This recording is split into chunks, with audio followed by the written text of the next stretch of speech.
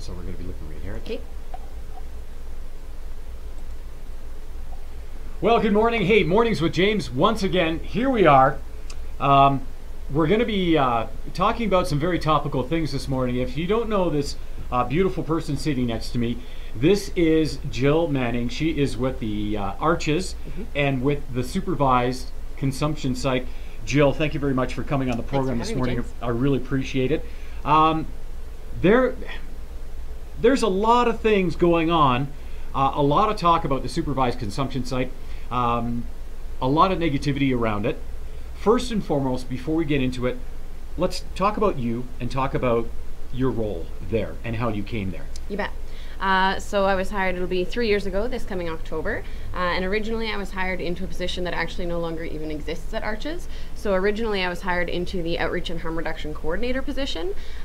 Since that time we have grown just exponentially. So when I was hired in October of 2015, we had 4 full-time staff, and at present we're just shy of 130 staff. So 130 staff? Yeah, not all full-time. Wow. So that's our full-times, our part-times, our casuals, and across 9 different programs. Many people are only really familiar with our supervised consumption services, but we do have 8 other programs as well that have been operational, some for decades in Lethbridge. So and then I was promoted into management after a year of being with the agency. So at that time I moved into the managing director role, which is where I currently still am. So managing director? Yes, that's correct, yeah. Okay. And so 3 years. Now, Arches itself has been around for a long time. We talk about, everyone goes on about the needle debris and it's this and it's this and it's this. Yes. The needle distribution program has been around for decades. Yes, since the early 2000s we've been distributing all harm reduction supplies in Lethbridge. Yeah.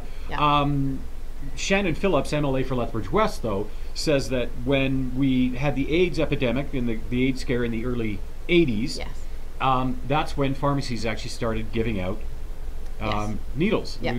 So this has been going on for a while, but what do you think is the biggest issue with the needle debris now? Is it the fact that there is actually one location, or what? So it's really interesting because this appears to be one of those cases where perception becomes reality. When I was originally employed, so just about 3 years ago with Arches, we were averaging distribution numbers around, between 3,000 and 5,000 needles per month is what we were averaging. Okay. Then if you fast forward to the height of our needle distribution, which was August of 2017, we were distributing, I think that month was just shy of 36,000 needles in a month. So in less than 2 years, we went from 3,000 to 5,000 needles a month to 36,000 needles in 1 month. Wow. And that's because the opioid crisis hit and people are using injection drugs at unprecedented rates. So, however, and at that time, we weren't seeing the community outcry. Our return rates were lower and our distribution rates were markedly higher in August of 2017, and we weren't hearing the public outcry.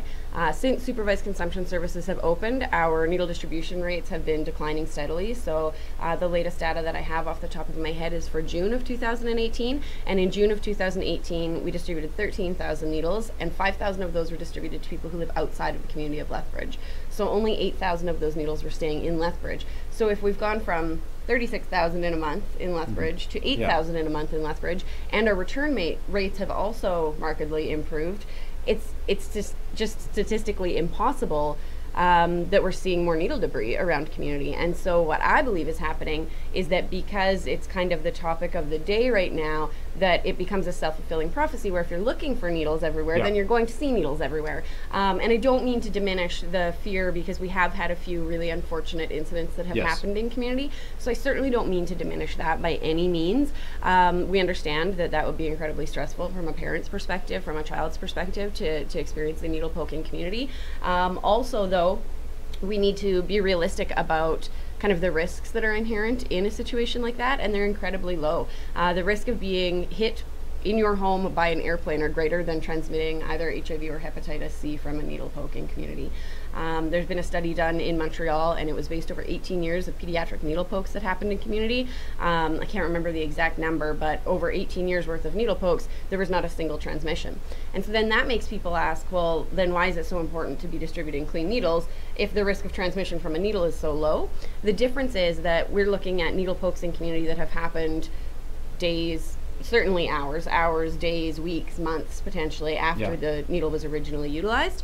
And so if you and I are sharing an injection equipment, and it's going directly from my bloodstream into your bloodstream, and so that's what we call fresh source and an open window, and that's happening immediately, then obviously the risk of transmission is going to be much higher than if I use my needle. Both HIV and hepatitis C don't have very long longevity outside of the human body in a needle type situation, particularly if it's been outside and sitting in the sun. And so we just need to be realistic about the risks. We're in a bit of like a fear and panic mode right now as a society around needle distribution and around needle debris. And so, I think, like I said, I think it's one of those cases where perception has unfortunately become reality for a lot of folks. Yeah, I think one of the biggest things now, let's get back to basics here for a second. What is the purpose of the supervised consumption site? Can I go even more basic than that? Yeah. Can we go, what's the purpose of harm reduction? What's the purpose of ARCHES? Let's do it. Thank you. So ARCHES actually started out as Lethbridge HIV Connection, and it was a grassroots response to the gay men's health epidemic that was happening in the 80s. There weren't really supports that existed for that population in Lethbridge at that time, so that's how we started. It was very much a volunteer-based organization. Since then we've grown. We changed our name to ARCHES 2 years ago. But ARCHES' primary mandate has always been to prevent and or help to kind of navigate and help people who are diagnosed with HIV and hepatitis C. So that's our primary focus. Supervised consumption, like I say, is only one program out of 9 that we offer. Only one out of 9. Yeah, and it can be a little frustrating because we're doing so much great work in community and so much work that is really well supported in community. And this one program is really taking a lot of attention away from a lot of really valuable services. So anyways, that's my little soapbox. Supervised consumption specifically, though, is just one component of harm reduction based strategies. So harm reduction as a whole kind of accepts that there are certain behaviors that happen within society, and that whether we like them or not, that they're going to happen. And so we might as well try and educate and equip people to engage in those activities as safely as they can. We have super kind of commonplace everyday examples of harm reduction when you look at wearing seatbelts, when you look at speed limits, when you look at wearing a life preserver when you're swimming, when you look at sex education in schools, the use of condoms. All of those things are harm reduction, and they're fairly kind of widespread and supported within community. And yet for some reason when we look at drug use, society has a hard time accepting that that is just a behavior that's going to happen. We think that if we prohibit drug use, then somehow magically people won't engage in that activity. We know that they will, regardless of legislation, regardless of criminal justice, apprehension, all of that. And so really supervised consumption at its core is about providing a safe space where people who are vulnerable and marginalized and don't typically connect with mainstream services like hospitals, like healthcare, like our kind of mainstream addiction services. So to get those people through the door and just a connection point is the number one thing. Number 2 is to provide all of the sterile supplies and a sterile environment, because even if I'm using a clean needle, if I'm using it under the Stafford Bridge, where I'm then more prone to bacterial infections because my hands aren't clean, because my surrounding isn't clean. So clean supplies, clean environment, just getting people through the door to build connections. And then at our facility specifically, we have a number of wraparound services because we want to provide as holistic of supports as we can. So a lot of these types of facilities, people come in and then staff there are able to refer them to other services. We have so many services right on site. So we have Indigenous cultural programming, we have our housing team, we have our queer health support coordinators. So we have all of these people who are right there, because with this population being street involved and homeless folks, it's really tricky to ask someone to make an appointment and then go to an appointment the next day with a staff member at a different building or whatever, because realistically that's not going to happen. These people oftentimes don't know what day of the week it is, what time of day it is, they don't have transportation to get to these appointments. And so if you can capture people while they're in your facility and provide as many kind of supports as possible, then that's a bonus. What do you say to people who say that your supervised consumption site is enabling drug use and is bringing the problem to Lethbridge? So I hear figures of 10 new homeless people coming to Lethbridge every week.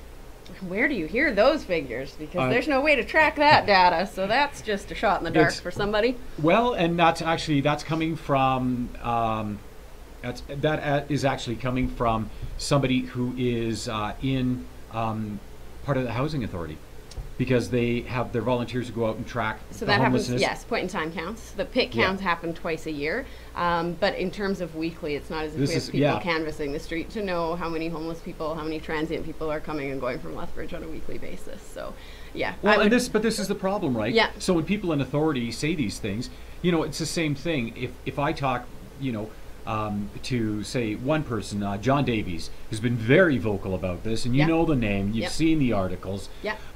He's a very intelligent man, and he looks at the stats and he posts them and everything, and he says, you know what, it's not working the right way. Yeah. We're not doing the right thing. Now, I like what MLA for Lethbridge West, Shannon Phillips, said. You know, if you can prevent one person from, say, contracting AIDS, you've just saved, what, $1 million on the healthcare system? Absolutely, yeah. You know? 1.2 million. 1.2 million. It's a lifetime treatment. And so if you talk about 36,000 needles, by the way, why in June of 2017 or August of 2017, why were those numbers so high? What because happened? injection drug use. So we saw rapid increases, and then injection use is typically higher through the summer months than it is through the winter months. We typically see a little bit of an increase in our distribution. However, like I say, for June of this year, when we compare that to last year, I don't know our June stats, but I believe they were in the like 25,000 of 2017. So if we compare around 25,000 needles out in June of 2017 with 8,000 out in community in 2018, that's a huge difference. That's a huge change. And we need to keep in mind that also we're not taking into account with those statistics that injection drug use has continued to increase in that time. So if we look at all the uses that are happening in the supervised consumption facility and we add that to that 8,000, then the number would far surpass the 36,000 of August of last year. Do you understand? Yeah. Does that make sense? And so why, basically at the core of that question is, what has happened that has led us to be in a drug crisis and in an epidemic and in a healthcare crisis?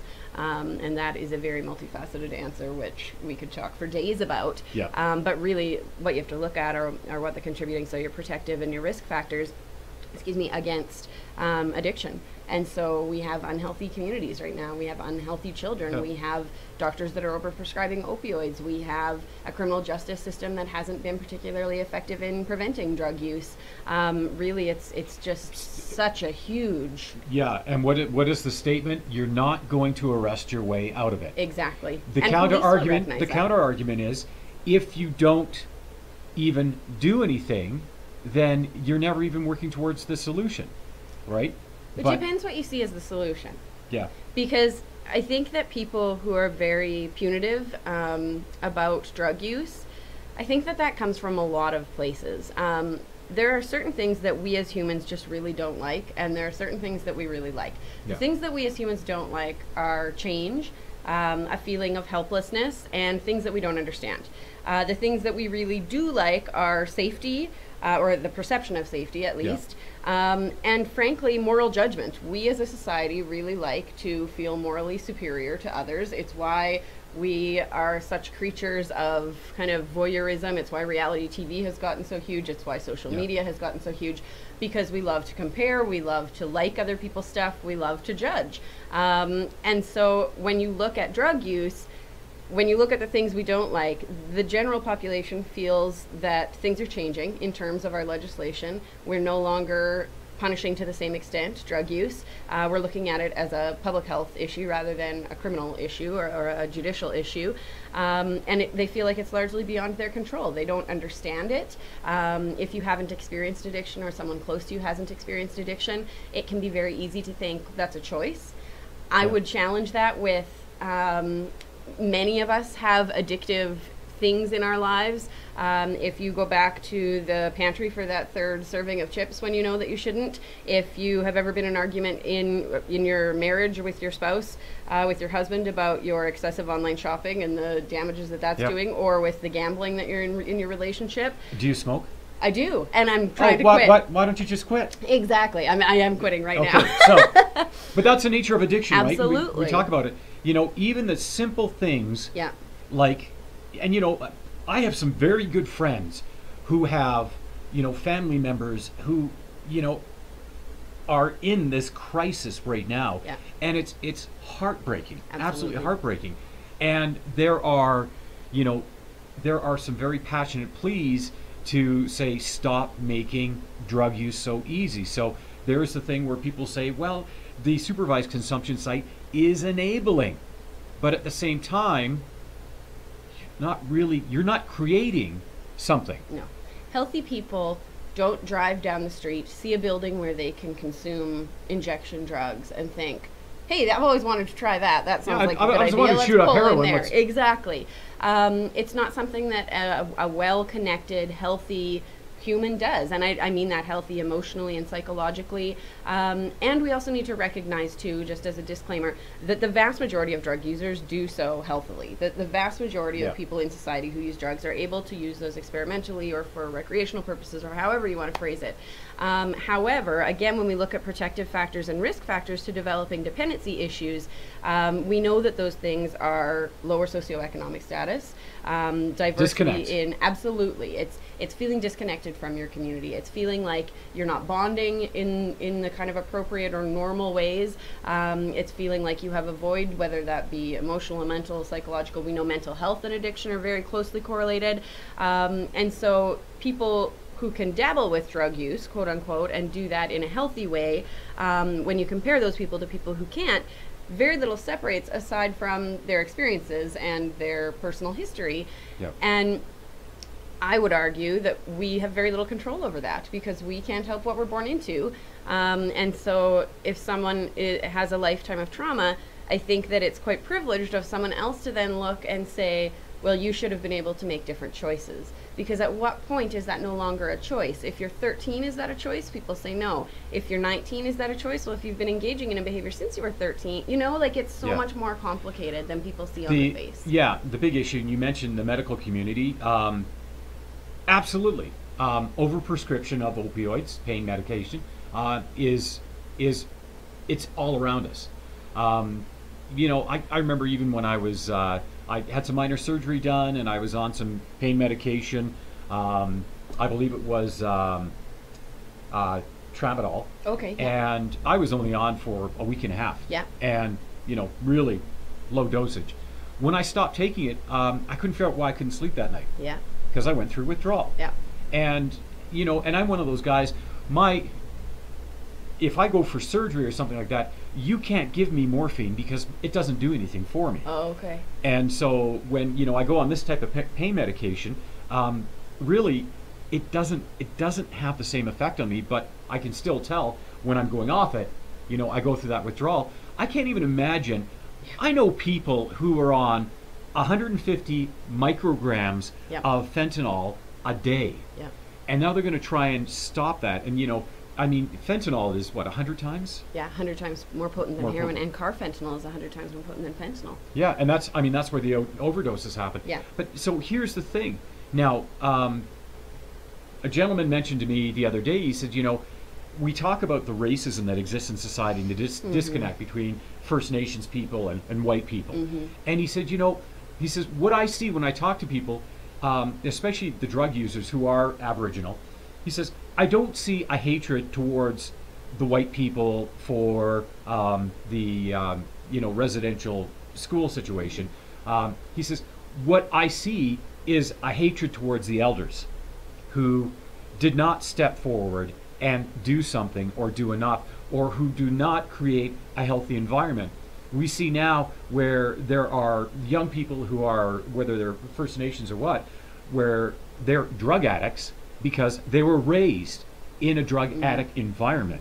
And I think we have to be really careful with that, because at that point we get into victim blaming and shaming. Yeah. Because elders or not, we're talking about a population that has been oppressed, suppressed, discriminated against, systemically prejudice. Like there's just so many levels of prejudice Yeah. against Indigenous people throughout centuries in Canada, and so to expect an oppressed people to be able to be the ones to stand up for themselves is, I think, unrealistic at best, and unfair, certainly. And so, yeah, I just want to make it really clear that these things have been done to people, and that Yeah. we can't say, well, you should have done something in order to prevent that from being done to you, because the onus and the burden is on the people who committed those crimes, and that is white people. So yeah. You know, I was hosting the McMahon float in the parade on Tuesday, I saw that. And I thought, what a great community experience this is, because where else would you get, you know, we have Lethbridge now, we have such a great multicultural society. It was just amazing. And here everybody is side by side by side taking in this common event. And I thought, you know, this is a great message of connection. And we put everything aside for right now, and I know this sounds incredibly idealistic, but we got together and we put smiles on faces, and we were just people experiencing a good time. Mm-hmm. Now, when we talk about disconnection, now let's talk about the tough part about the supervised consumption site, where there are individuals who do not connect and who seek to further separate, push things away. So, for example, the owner of Shots. Yeah. Okay. He used to have a TELUS payphone in there. He had the payphone removed because guys would come in, and of course he's right behind the supervised consumption site. Guys would come in, use the He's phone. a block off. Block off. Yeah. Use his phone, and then go and meet their dealer and stuff like that. Yeah. And he was tired of that traffic. So and the other part, it was tough on his clientele, which meant it was hurting his business, because then because you're right, we like safety. Yeah. It was great having Sheva on the program the other day. She's with the Downtown BRZ. For those of you that didn't catch the interview, please check it out. She says, I love downtown Lethbridge. I feel safe. Yeah. Yet there's so many people with this crisis going on that don't feel safe.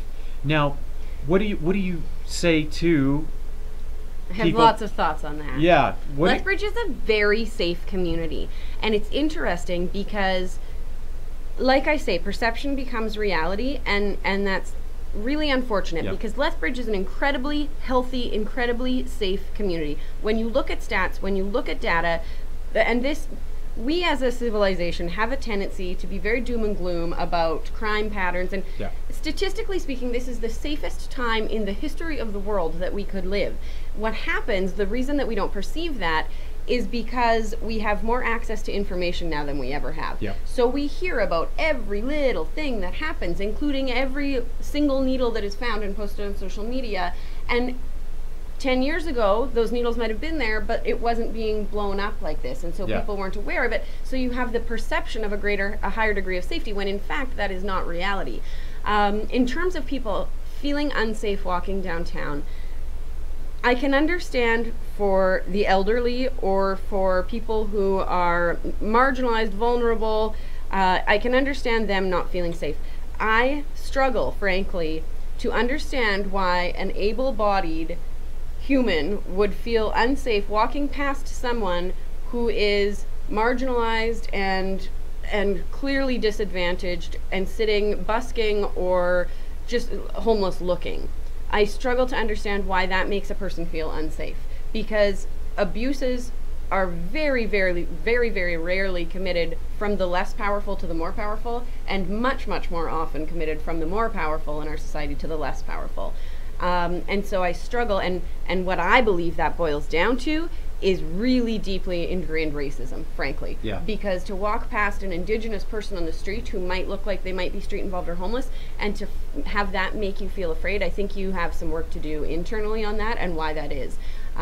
Because statistically speaking, that's not how attacks are happening. Yes, there is crime that's drug related, but it happens within the drug community. Yep. It is exceedingly rare. I think I can think of 2 in the past 10 years that have happened in our community that weren't even within the downtown core, that have been just totally random attacks. And certainly those are unfortunate.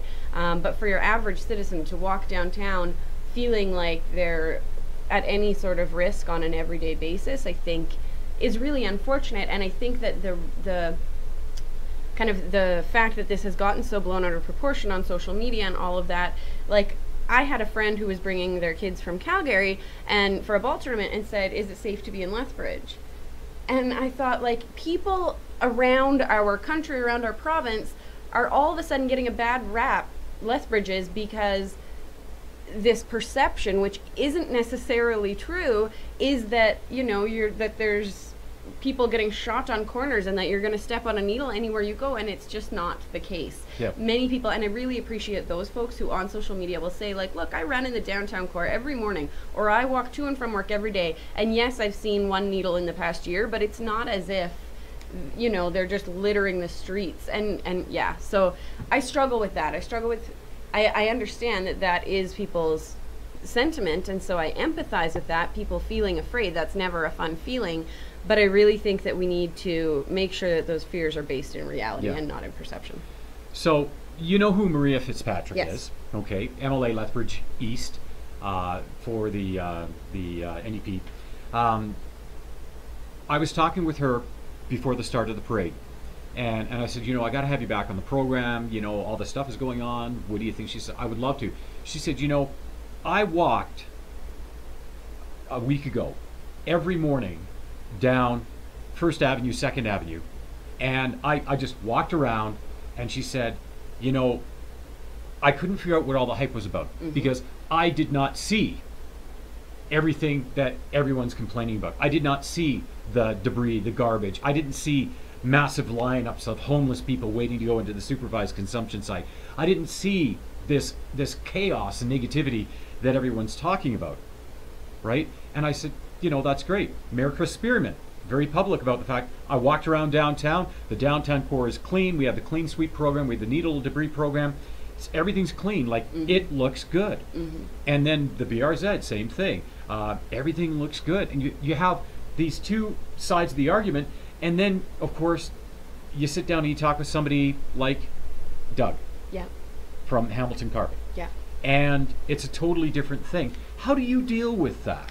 Where's the justification behind it? I want to differentiate because I do very much see, empathize, and we need to respond to, and I believe have been responding to as an agency.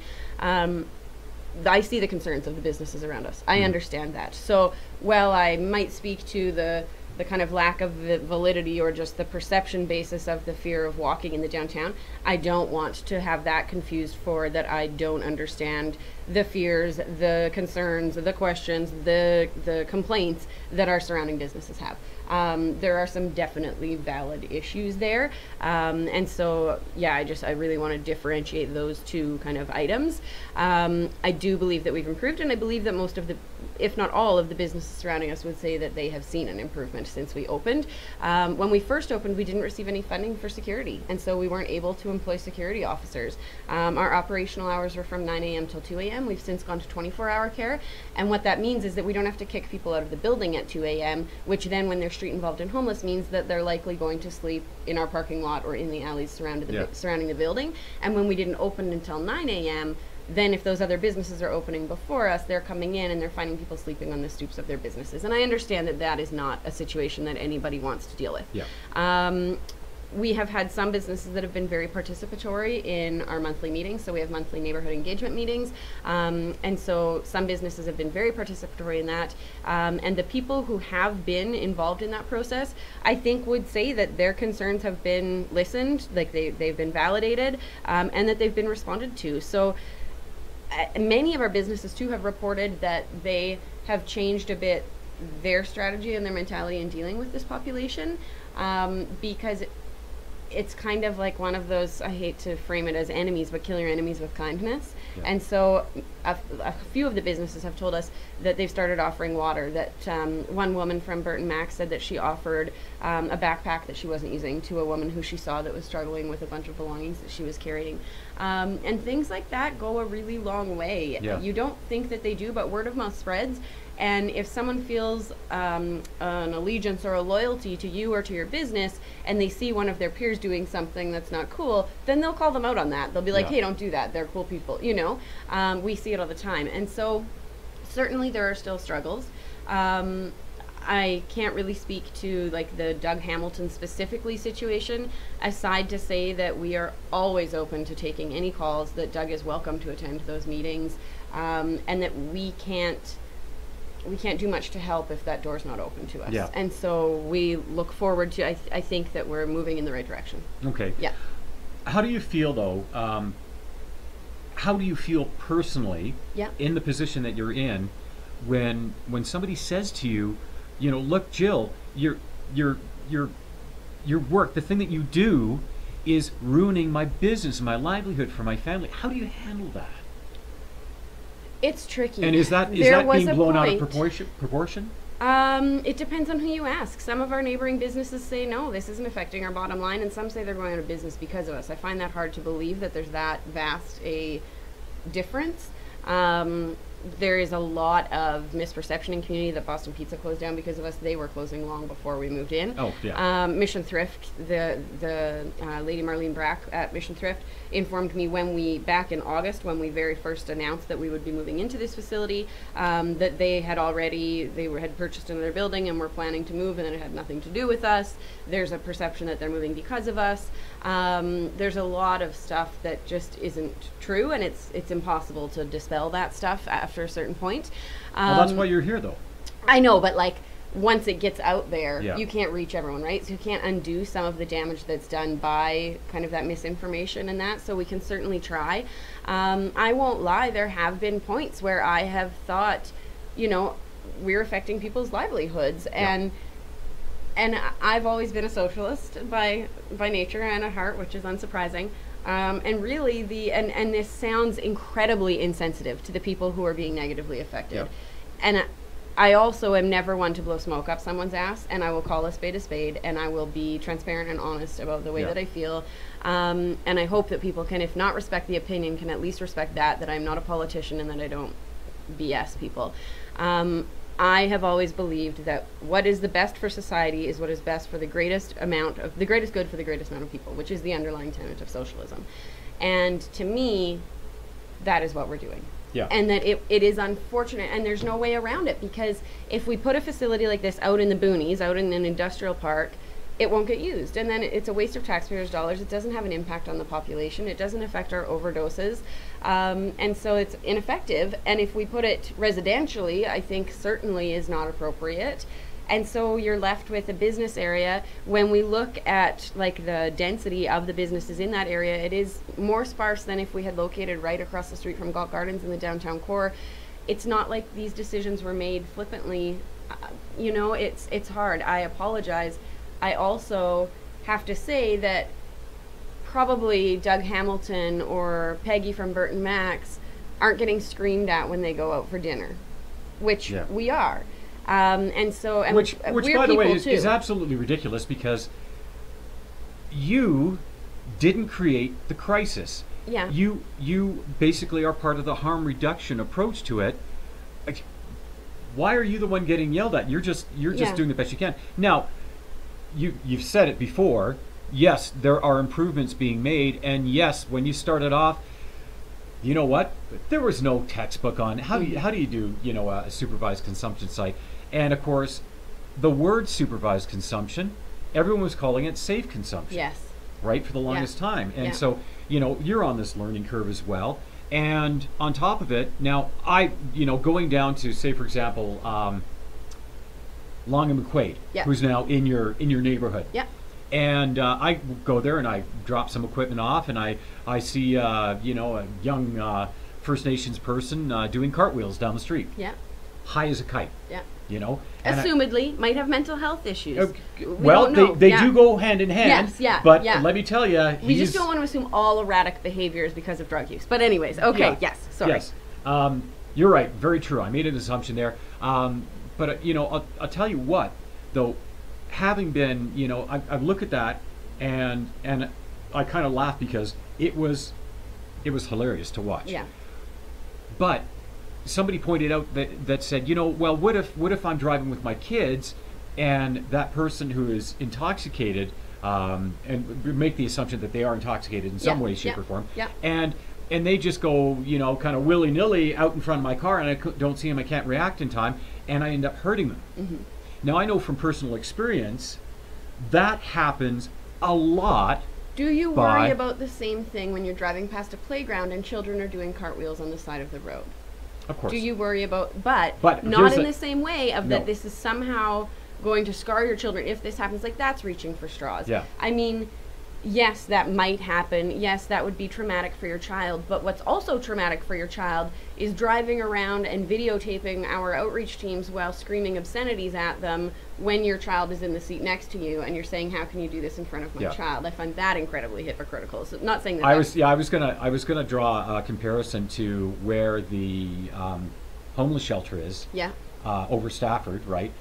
Because I actually hit a very, very high person, and I felt horrible about it. Yeah. Because what I thought was, because it was very, very poorly lit, yeah. which is ridiculous in that area. Yeah. You know, really, really ridiculous. Yeah. And this person been kicked out because they were too intoxicated, and they were watching him. I came up over the bridge. I thought it was a black garbage bag blowing around on the bridge. So I started slowing down, but before I knew it, the guy basically tried to do Dukes of Hazzard over top of my car. Didn't quite make it. Took out the side view, dented my hood and stuff like that. Of course, the ambulance came and everything. But I felt really bad about it, and the officer said, you know what? Like, you're not at fault in any way, shape, or form, but you still feel bad. Yep. And then he said, by the way, this is probably the 5th time this guy's been hit by a car. Yeah. And I said to the guy, I said, how often does this happen? He said, you would not believe how often it happens because of the location of Streets Alive. Yeah. And because of of that. Shelter, you mean. Of the shelter, sorry. And so when you think about it, that's a major overpass, a major thoroughfare, right? Whereas where you are, it is not. It's less. Absolutely. It is much less. So. Yeah. And so now somebody in that condition, say for example, if they were intoxicated because of injection or inhaling, they would be supervised. Yes.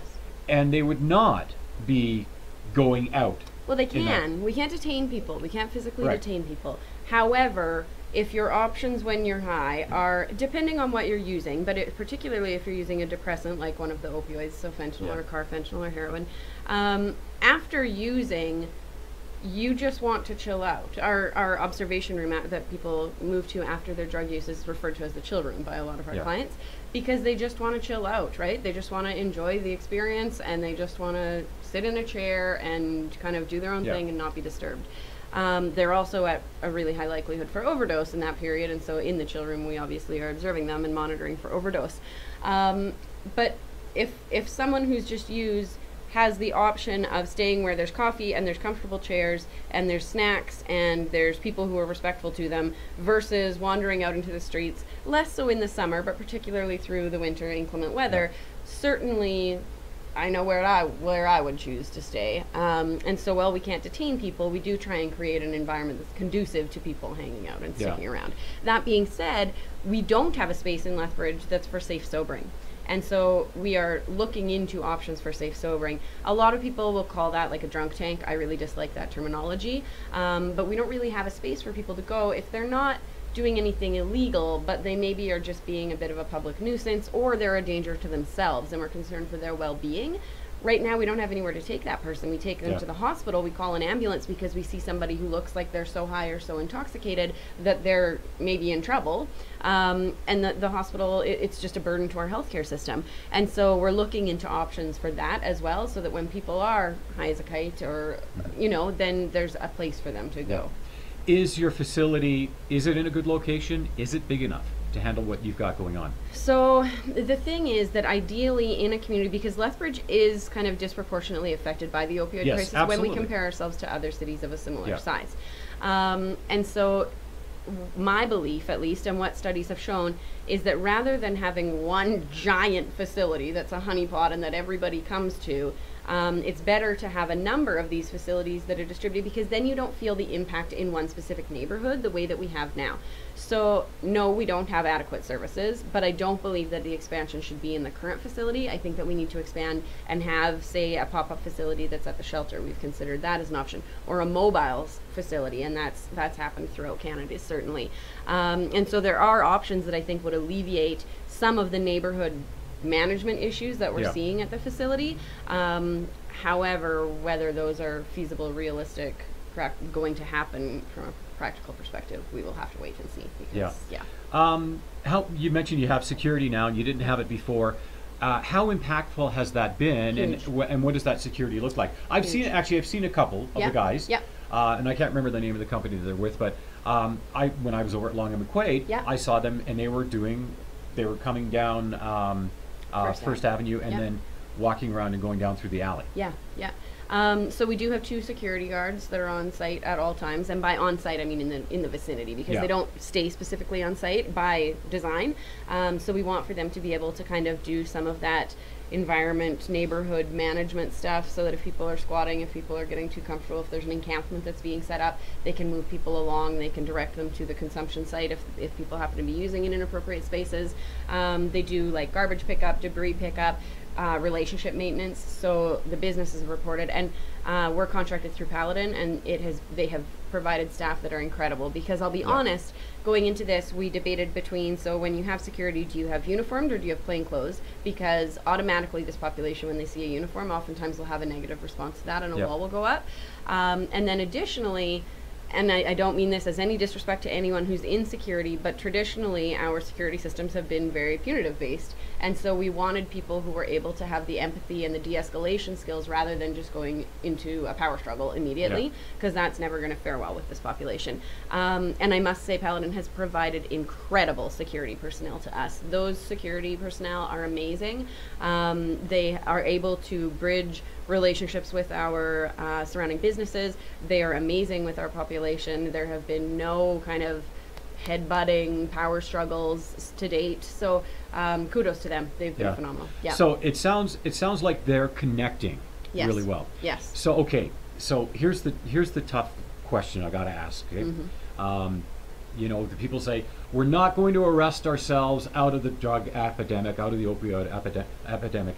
But what do you do about intoxicated people who get into vehicles and drive away?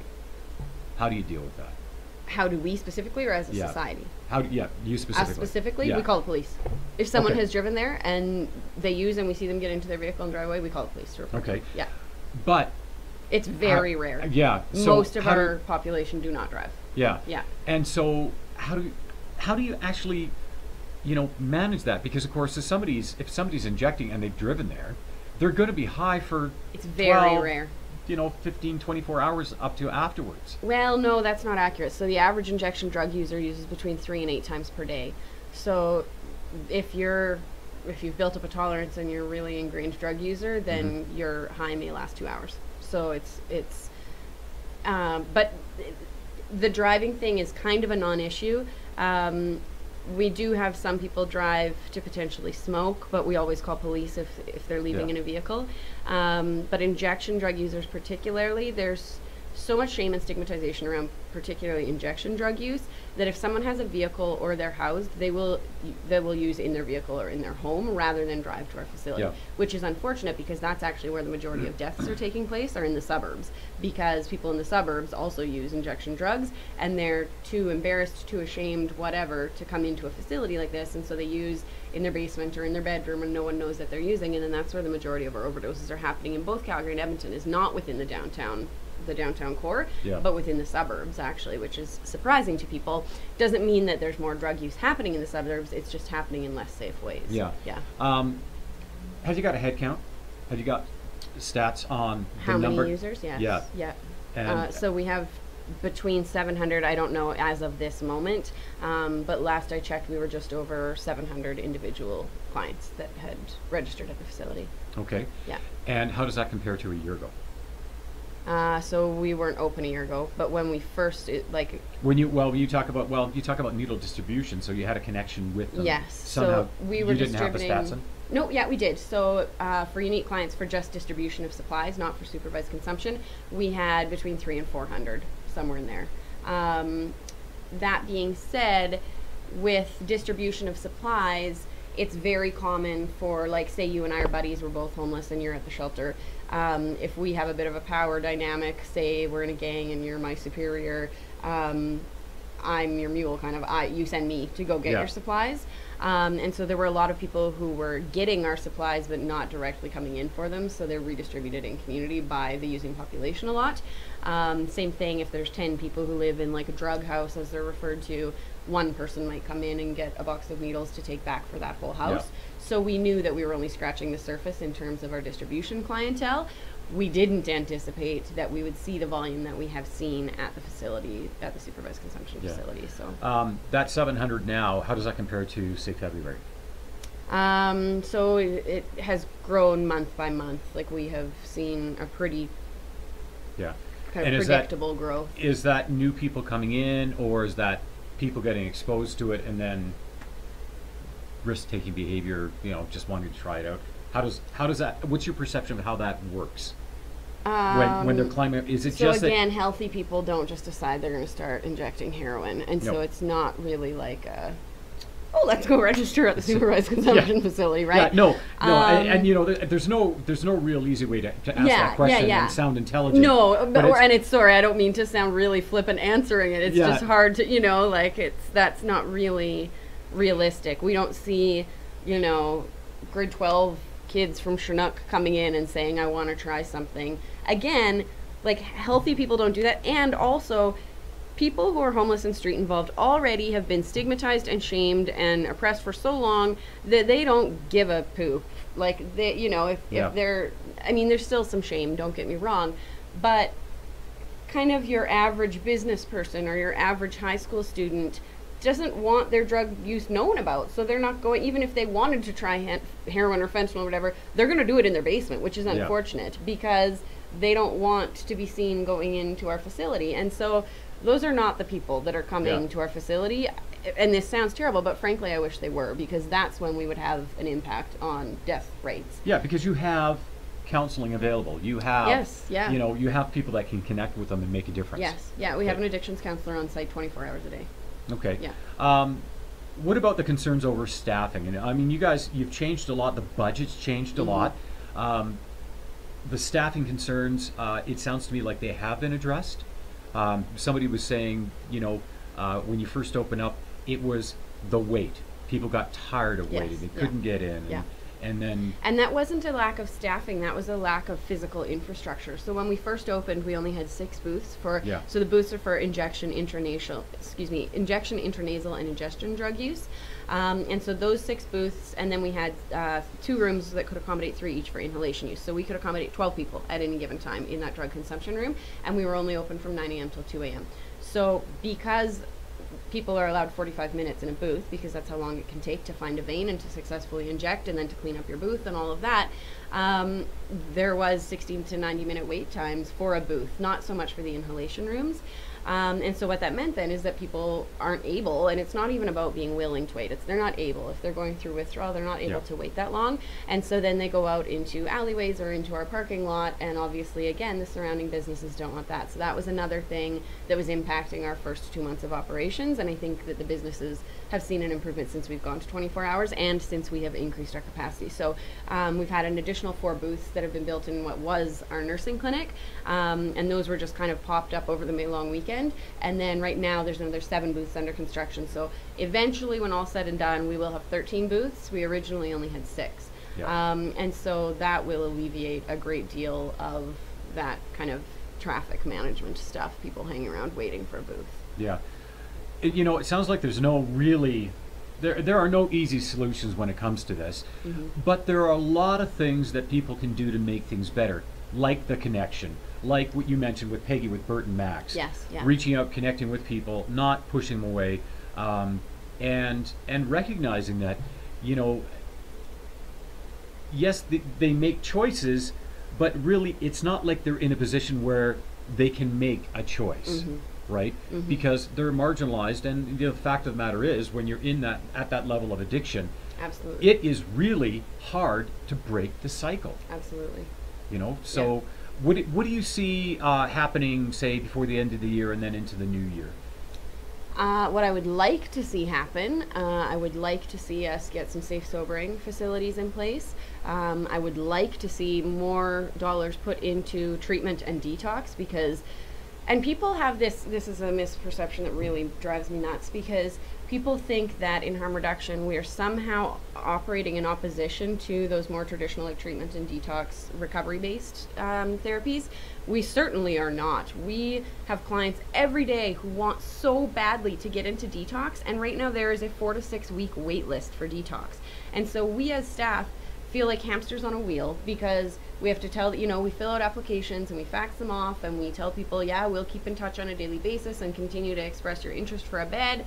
And then the bed becomes open 6 weeks later, and because the person is street involved or homeless and maybe doesn't have a cell phone, they contact our facility to say this person needs to get here within X amount of hours in order to qualify for their, we can't just hold it for them forever. So then we have to figure out how to track down this human, assuming they're still interested, and don't just say, oh no, that I just had a bad day. It was a month and a half ago that they had expressed interest. So. And then after completing detox, ideally somebody should be able to go into treatment. So detox is just to quote unquote get clean. I don't like the phrase, but and to maintain some sort of very short-term abstinence, so that when you attend treatment, you're not going through that really intense withdrawal. The thing is, that same thing, there's a 4 to 6 week wait list after detox to get treatment. And so you get clean for a week and you go through that hard crap, and then you're released back into homelessness or street involvement, and you're back in with your peers, and you're expected to maintain sobriety until 6 weeks later you can get into treatment, and they drug test you to get into treatment, and if you have drugs in your system, then boom, guess who's starting that whole process over again. It is the most frustrating thing. And the biggest challenge, and when Robin James was on the program, she said, you know what? Why don't we have transitional housing? Yes. Why don't we have transitional housing? Yes. Because, okay, so you're tired of the drug problem. Everyone's angry about this, that, and the next thing. But guess what? We've created a system that doesn't give them any place to go. Yes. Like, how absolutely ridiculous. I know. Just even you saying that, you're like, wait a minute, 4 to 6 week wait, and then they have to be clean, and then, but we need transitional housing. Absolutely. We need, safe sobering and transitional housing. Maybe that's the thing that, people who are really passionate, like Blaine, for example. Yes. He needs to be talking about this stuff. Yes. Advocate for it. Yes. Don't push people away. Yes. I know everyone wants to sweep everyone under the carpet. Let's go back to being really conservative in Lethbridge, and let's pretend there was never a drug problem. There was a point in time in the late 80s, early 90s, when Lethbridge and area boasted the highest STD rates in the country, because we were such a conservative, good population that we couldn't possibly teach sex education or give out condoms in schools. It was absolutely ridiculous. And it's the same thing here, right? We need to be more progressive. You guys can argue and complain and be as mean as you want, but you know what? You're not going to sweep the crisis under the carpet. And so, okay, right now, the supervised consumption site, it's not in the perfect location, but there's never going to be a perfect location. There are less poor locations. There may be better locations. But right now, I think because we're so conservative, people just want things, look at, you've got supervised consumption. Look, people are still crying over the meters downtown. People, for heaven's sakes, get over it. Learn how to work the system. Or learn how to say hello, learn how to say good morning, learn how to give a hand up. Or how to advocate for services you do believe in. If you believe in treatment and you believe in detox and you think harm reduction is not the way to go, then fine, you don't have to drink the Kool-Aid, but don't just say we shouldn't do anything, throw them all in jail, because that is what we have been doing for hundreds of years as a society, and it doesn't work, and we know it doesn't work. And so it's scientifically proven, because because when you ostracize, when you lock them up, and this is one of the reasons why you can't arrest your way out of it. You don't embrace them into society, you push them away from society. And guess what? That's the same thing that created the First Nations problems that we have, because we tried to eradicate their culture, we tried to push them away, we tried to reform them in different schools, we took the kids away from the parents. It didn't work then, and that type of thing is not going to work here. Find a way to connect. And I say it all the time, and I said it over and over again during a Whoop Up parade. What a great way for the community to connect, where we all of a sudden look, there's like black, white, yellow, all kinds of great cultures all sitting side by side. and everyone's smiling, having a great time, that connection has to happen more often. Yeah. And we need to find a way, and I think it'll be really interesting moving forward with some of the guests I'm having on the program coming up. It will be really interesting to see what solutions, and and honestly, business owners, if your business has been hurt by this stuff, it's up to you not to push it away, because it's not going anywhere. It is not going anywhere, and it wasn't Jill's idea. She just works there. And the business owners have been great about that. I don't Yeah. want to make it sound like the business owners are coming after us. They are Yeah. not. They have actually been amazing at recognizing that while they don't enjoy the impact this has had on them, they have been very supportive of us as a staff and as a management team. They have acknowledged that while they may not like the service, that they admire the work that we're doing and the guts that it takes, or the whatever. Yeah. They've been good in that way. So, You're in yeah. an adjustment period. Things are getting better. Mm-hmm. Are they getting better? Do you think they're getting better fast enough? Probably not, eh? Depends on who you talk to. Certainly, I would think 70% of the businesses within a 3-block radius would say that they have been impressed with the kind of efficiency in how we have responded to their concerns. Yeah. Yeah. Excellent. Yeah. Excellent. Well, you know what? We're going to have this conversation again probably in a couple of months as the winter months set in. Can I make one quick comment? Yes, you can. Okay. In terms of the science of it, I just want to make a statement about how we as a society in general have been responding to media and to science lately, and it's alarming to me. I've seen counselors who have posted scientific data that is in opposition to harm reduction. One doctor speaks out against harm reduction, and therefore it means that it's bunk. The overwhelming majority of data, of scientific research, of medical best practice recommendations, all supports harm reduction, all supports supervised consumption. Can you find the odd person who is opposed to it? Yes. You can also find the odd doctor, scientist who is opposed to vaccinations, who is opposed to climate change, who will be a proponent of the flat earth theory these days. Like, it's quite appalling to me that as a society, when we see an overwhelming mountain of data and we see that all members, not all, but 99% of the medical community is on board with this, we think it's some sort of conspiracy because we don't believe in it. And at what point do we as a society say, look, I might not understand something. I might not be a doctor. I might not have worked in addictions my whole life. I might not have struggled with an addiction ever. And so perhaps that person is a better person to make a call on this than I am. And so that's what I would ask of people, is to, even if you don't get it, you don't believe in it, to at least trust that there is not some sort of worldwide conspiracy going on where every doctor and every government and every, is just trying to sabotage our lifestyles, because that's what people think this is. It's an attack on our lifestyles. You mentioned something very interesting. Talking about addiction, we really need to change our attitude towards addiction because, especially with the drug addiction, that being one of the worst. But we have an epidemic. We have a sugar addiction in our society. We are an incredibly unhealthy bunch of people. Guess what? That tells us there is an emotional issue. There is a disconnect. And we can see it over and over again. Guess what? In addiction, it is the emotional disconnect, it is the hurt inside, and it is the isolation that people feel. When we can change that, then we're going to change the nature of addiction. Is it going to be simple? Nope, it's going to be hard. But guess what? When you see those people there, that's just the addiction that you don't like. If you're 100 pounds overweight, you've got your own issues too. That's an addiction. You're a smoker. That's an addiction. You're on social media all day and ignoring your kids or ignoring on your social media all the relationships. time. We all have these addictions and these things, and it's just when we can take a look at what our addiction is and how healthy or unhealthy it is, and then we can kind of redefine it, and we can relate, and we can find a solution for ourselves, find a solution for yourself. You want to quit smoking, you need to find a way to deal with the withdrawal. Now imagine if those withdrawals were 100 times worse, because that's what it's like when you're trying to just having this conversation with a coworker yesterday who's also trying to quit, and I said, like, it's amazing because it does, like, as terrible as it is to struggle with an addiction, being a smoker gives me such insight into our client population, because, like, if I struggle this much as an educated professional, financially secure, relatively healthy human, if I struggle this much with this and the withdrawal is so much less, and then how in the world? amazing thing about it is, because as a hypnotist and a therapist, Yeah. I help people quit smoking all the time. I help them deal with pop addiction, sugar addictions all the time. Yeah.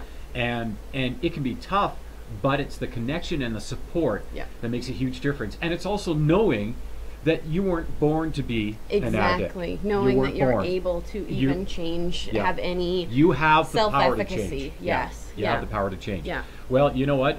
There's a whole can of worms there, and if I can help you guys with quitting smoking and stuff like that, by all means, let me know. And any other things along the way. I appreciate you taking the time to come Thank on the you for program. having me. Thank you. Yeah, I appreciate being here. Really, really enlightening. There's a lot of good being done, a lot of changes taking place. It's going to be a long road. Let's work together on it. Okay? Remember, we are stronger as a community than as a bunch of individuals ranting and raving. Bickering. Get connected, find solutions. I love the idea of solutions-based thinking, and it's going to be hard, but let's get together on this, because you know what? Now more so than ever, when we see the numbers rising, and as those numbers rise, of course, there's going to be more issues. When we can get together and connect instead of isolate, we can connect instead of discriminate, then we're going to make positive change happen. Absolutely. Thank you once again. Thank you you. guys, till we get a chance to chat again, stay inspired. Have a